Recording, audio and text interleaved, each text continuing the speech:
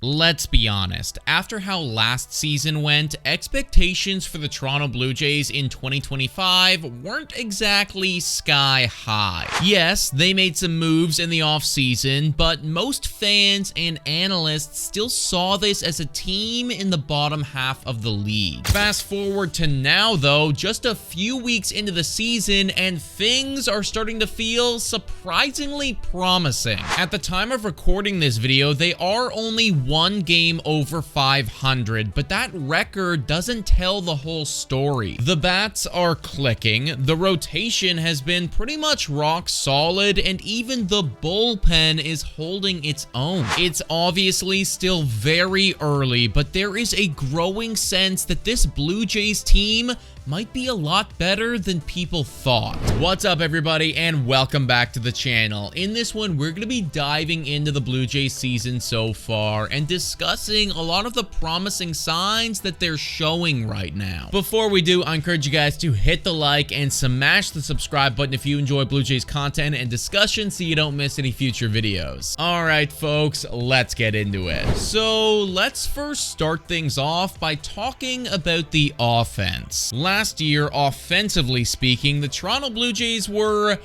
well, pretty bad. That 2024 team was below average in just about every key offensive category. Their best statistic was on base percentage, which they were ranked 13th in all of baseball in. And it was results like these that put Toronto Blue Jays fans into the deep, dark depression that was 2024, and why even after they went out and grabbed Anthony Santander and made some moves, people were still skeptical about whether it was going to work or not. And yes, I am speaking from experience there. The good news is that so far, the 2025 Toronto Blue Jays lineup looks a hell of a lot different than last year. At the time of recording this video, the Toronto Blue Jays are ranked 4th in batting average, 7th in on-base percentage, and 14th in OPS. Dramatic improvements from where they were just 1 year ago. Now, I will admit that the lack of home runs is starting to become a little bit concerning. Currently, they've only hit 9 bombs on the season, which is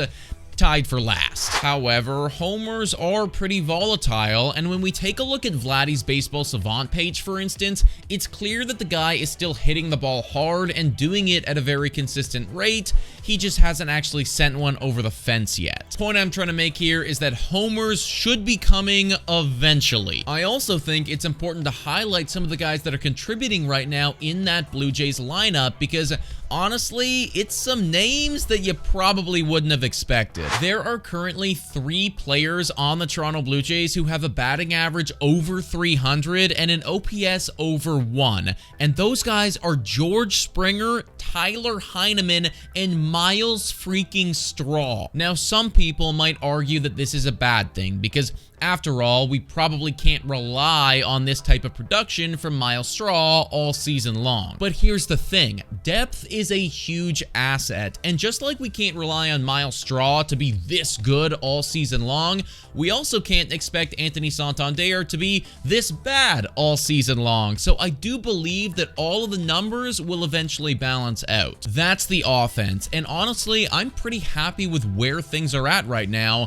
which is also true about the pitching staff. As a team, the Toronto Blue Jays are ranked 11th in ERA, and a large part of that has been due to the vintage performances we're getting out of Kevin Gausman and Chris Bassett. They are both absolutely tearing it up on the bump right now, and while a lot of people were worried about a potential regression from them, we're basically seeing the exact opposite right now. If we were to be worried about anyone in the rotation, it would probably be Jose Barrios, who has definitely got off to a rocky start, but so far, due to the performances of everyone else, it really hasn't hurt the Jays that bad. And that's especially true when you're factoring in the bullpen. Whoa, time for a quick shout out to the sponsor of this video. Hit your picks and knock it out of the park with Betway. Scan the QR code down below to join the action. Only available in Ontario. Must be 19 years of older to participate. Please play responsibly. Now, everyone, back to the content.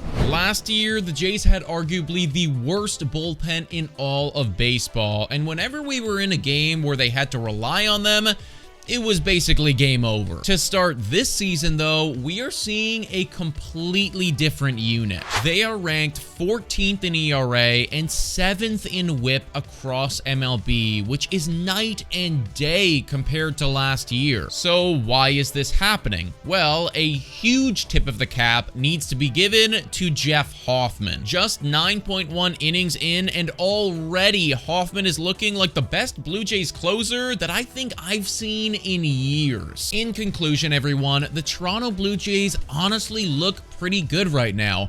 Better than I thought they would, and they're doing a lot of things right. Don't sleep on the Jays, because once the home run ball does come back, and it will eventually come back, they might look pretty damn good. But folks, let me know what you think about all this in the comments down below. Thank you so much for watching, and as always, go Jays go!